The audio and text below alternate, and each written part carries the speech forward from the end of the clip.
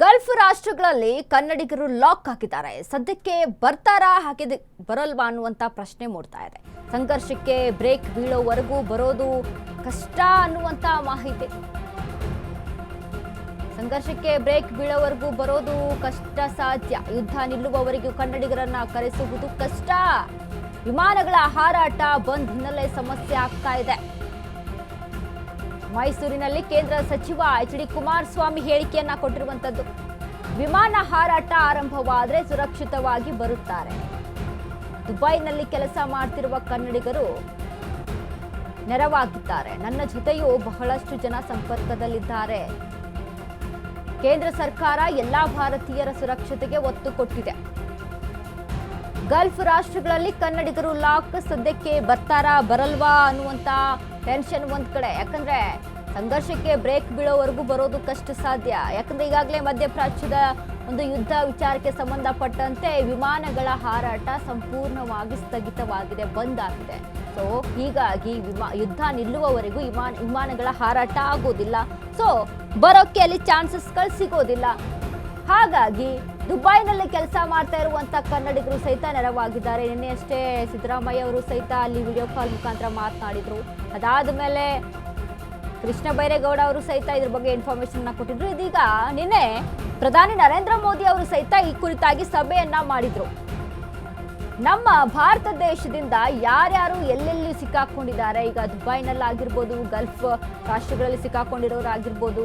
So ಹೀಗಾಗಿ ಯಾರ್ಯಾರು ಎಲ್ಲೆಲ್ಲಿ ಸಿಕ್ಕಾಕೊಂಡಿದ್ದಾರೆ ಅವರನ್ನು ರಕ್ಷಣೆ ಮಾಡುವುದು ಹೇಗೆ, ಯಾವ ರೀತಿಯಾಗಿ ಅವ್ರನ್ನ ಕರೆದುಕೊಂಡು ಬರಬೇಕು. ಯಾಕಂದ್ರೆ ಒಂದು ದೇಶದಲ್ಲಿ ಯುದ್ಧ ನಡೀತಾ ಇದೆ ಅಂತ ಅಂದಾಗ ಅಲ್ಲಿಂದ ಕರೆದುಕೊಂಡು ಬರೋದು ತುಂಬಾ ಈಸಿ ಆದಂಥ ಕೆಲಸ ಅಲ್ಲ. ವಿದೇಶಾಂಗ ಜೊತೆಗೆ ಅಲ್ಲಿ ಸಭೆ ನಡೆಸಬೇಕಾಗುತ್ತೆ, ಚರ್ಚೆ ಮಾಡಬೇಕಾಗುತ್ತೆ, ಸುರಕ್ಷಿತವಾಗಿ ಕರೆದುಕೊಂಡು ಬರಬೇಕು ಅಂತ ಅಂದರೆ ಅದರದ್ದೇ ಆದಂಥ ಒಂದಿಷ್ಟು ಪ್ರಯತ್ನಗಳು, ಎಫರ್ಟ್ಗಳು.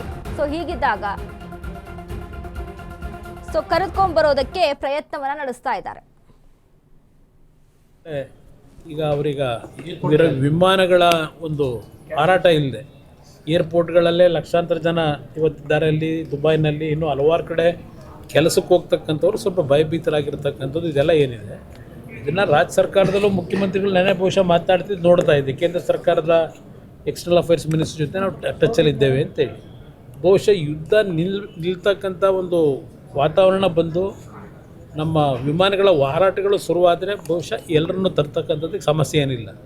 ಆದರೆ ಹಲವಾರು ಭಾಗದಲ್ಲಿ ಕನ್ನಡಿಗರು ಇವತ್ತು ಏನು ಉದ್ಯೋಗ ಮಾಡ್ತಾ ಇದ್ದಾರೆ. ಇವತ್ತು ಬೆಳಗ್ಗೆನೂ ಸಹ ನನ್ನ ಕೆಲವು ಸ್ನೇಹಿತರು ಫೋನ್ ಮಾಡಿದರು, ನೀವು ಏನು ಗಾಬರಿ ಆಗೋದು ಬೇಕಾಗಿಲ್ಲ, ಅವ್ರಿಗೆಲ್ಲರಿಗೂ ನಾವು ಊಟ ತಿಂಡಿ ವ್ಯವಸ್ಥೆಗಳನ್ನು ಮಾಡಿದ್ದೇವೆ ಅಂತಕ್ಕಂಥದ್ದು ಕೆಲವು ಸ್ನೇಹಿತರುಗಳು ಬೆಳಗ್ಗೆನೂ ನನ್ನ ಜೊತೆ ಚರ್ಚೆ ಮಾಡ್ತಾಯಿದ್ರು.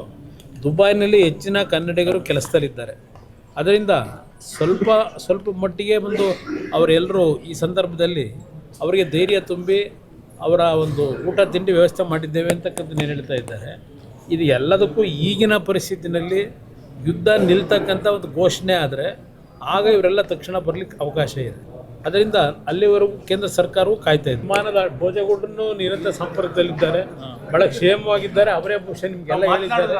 ಈ ಇರಾನ್ನ ಮೇಲೆ ಅಮೇರಿಕ ಮತ್ತು ಇಸ್ರೇಲ್ನ ಒಂದು ದಾಳಿ ಏನಿದೆ, ಇದರ ಹಿನ್ನೆಲೆಯಲ್ಲಿ ಈಗಾಗಲೇ ಇರ್ತಕ್ಕಂಥ ಕೆಲವರು ಪ್ರವಾಸಕ್ಕೆ ಹೋದಂಥವರು ಇದ್ದಾರೆ. ಅಂಥವರು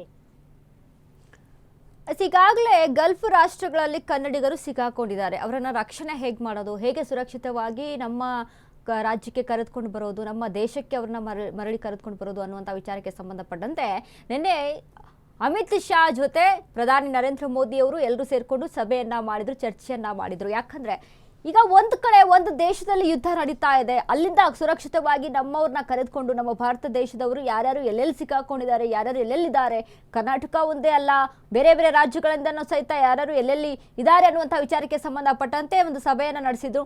ಸೊ ಅಲ್ಲಿ ಸಿಕ್ಕಿರುವಂಥ ಇನ್ಫಾರ್ಮೇಶನ್ ಪ್ರಕಾರ ದುಬೈ ಆಗಿರ್ಬೋದು, ಒಂದಿಷ್ಟು ಬೇರೆ ಬೇರೆ ದೇಶಗಳಲ್ಲಿ ಸಿಕ್ಕಾಕೊಂಡಿದ್ದಾರೆ.